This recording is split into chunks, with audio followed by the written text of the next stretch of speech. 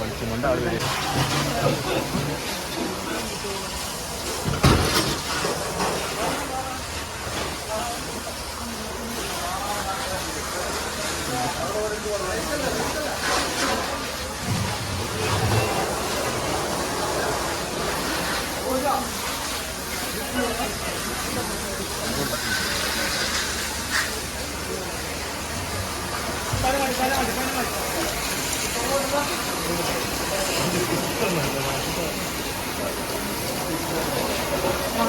നമുക്ക് ഇപ്പോൾ രാത്രി 10 മണിക്കാണ് പിന്നെ മെസ്സേജ് വരുന്നത്.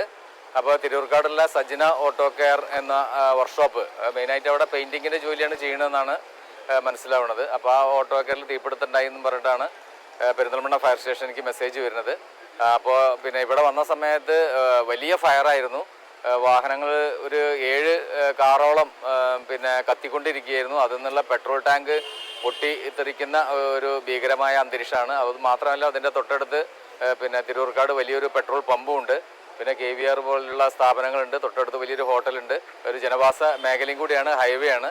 അപ്പോൾ ഉടൻ തന്നെ 2 ഫയർ എഞ്ചിൻ, പെരിന്തൽമണ്ണയുള്ള 2 ഫയർ എഞ്ചിനും, അപ്പോൾ തന്നെ ഞങ്ങൾ മലപ്പുറത്തേക്ക് മെസ്സേജ് കൊടുത്തു. മലപ്പുറത്ത് ഉടൻ തന്നെ 2 ഫയർ എഞ്ചിനും എത്തി. ഇപ്പോൾ തീ പൂർണ്ണമായിട്ടും നിയന്ത്രണ വിധേയമായിട്ടുണ്ട്. അപ്പോൾ ഏകദേശം ഒരു 5-6 ബൈക്കും ഒരു 7 കാറോളം നിലവിൽ കത്തി നശിച്ചിട്ടുണ്ട്. കൂടാതെ കെട്ടിടത്തിനും കാര്യമായിട്ടുള്ള നാശനഷ്ടങ്ങൾ സംഭവിച്ചിട്ടുണ്ട്. ഇപ്പോൾ തീ പൂർണ്ണമായിട്ടും നിയന്ത്രണ വിധേയമാണ്. പ്രാഥമിക നിഗമനം നമ്മൾ ഇവിടെ അന്വേഷിച്ച സമയത്ത്, വന്ന സമയത്ത് തന്നെ ഇവിടെ പിന്നെ നാട്ടുകാർ കുറേ ഉണ്ടായിരുന്നു.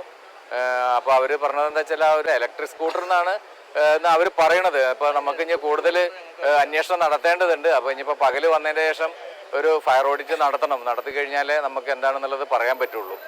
ഇപ്പോൾ രാത്രിയാണ്. പിന്നെ ഇപ്പോൾ ഫയർ ഫൈറ്റിംഗ് ഒക്കെ നടത്തിയിട്ട് അവിടെ ആകെ മൊത്തം വെള്ളവും ഓയിലും ഞങ്ങളെ ഫോമൊക്കെയാണ്. അപ്പോൾ ഇനി പകൽ വന്നതിന് ശേഷം ഒരു ഫയർ ഇൻവെസ്റ്റിഗേഷൻ നടത്തേണ്ടതുണ്ട്. അപ്പോൾ മാത്രമാണ് നമുക്ക് പൂർണ്ണമായിട്ടും എന്താണെന്നുള്ളത് കറക്റ്റ് പറയാൻ പറ്റുള്ളൂ.